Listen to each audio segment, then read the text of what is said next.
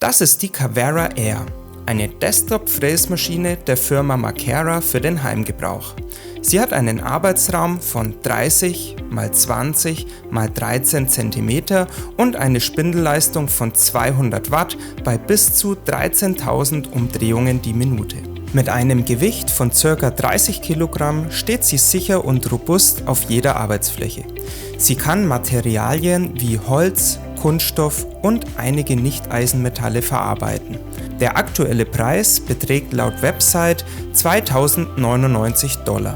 Optional gibt es schon einiges an Zubehör, wie zum Beispiel diese vierte Drehachse oder die Lasereinheit, welche ich bei der damaligen Kickstarter-Kampagne gleich mit geordert habe. Als einer der ersten Unterstützer erhielt ich nun am 19. Februar nach mehr als 9 Monaten Wartezeit meine Carvera Air. In diesem Video habe ich das Auspacken der Maschine und dessen Zubehör gefilmt. Viel Spaß beim Anschauen!